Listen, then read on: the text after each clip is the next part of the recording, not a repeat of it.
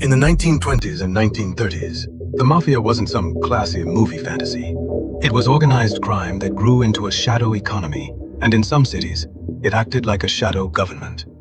Here's why it exploded. Prohibition.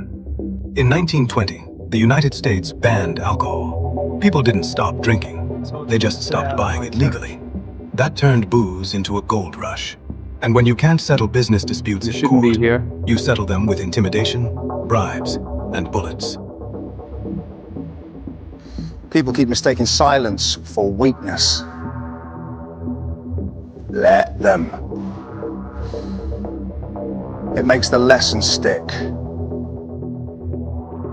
The Mafia ran bootlegging like a real business. They had supply chains, trucks, warehouses, speakeasies, and payoffs.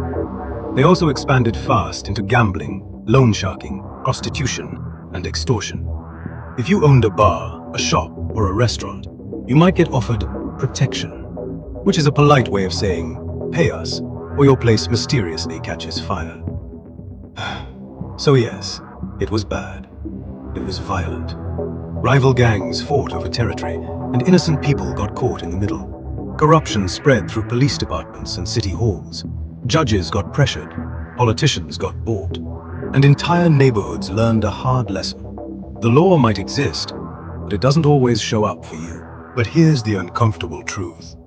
Sometimes, people felt like the Mafia was good to have around. Not because they were saints, but because they filled gaps the system wasn't filling. In some neighborhoods, the Mafia enforced a kind of brutal order.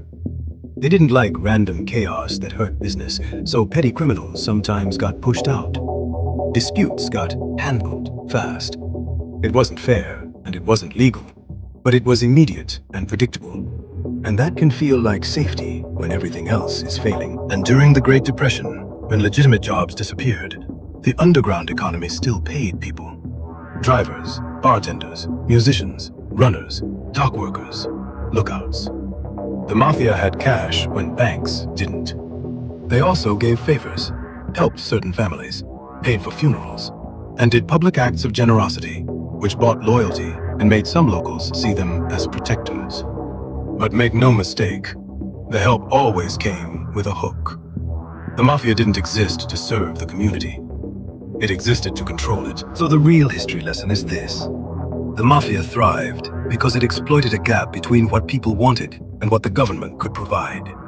It offered stability, money, and protection in the short term. But the long-term cost was corruption, fear, and violence becoming normal. That's the trade.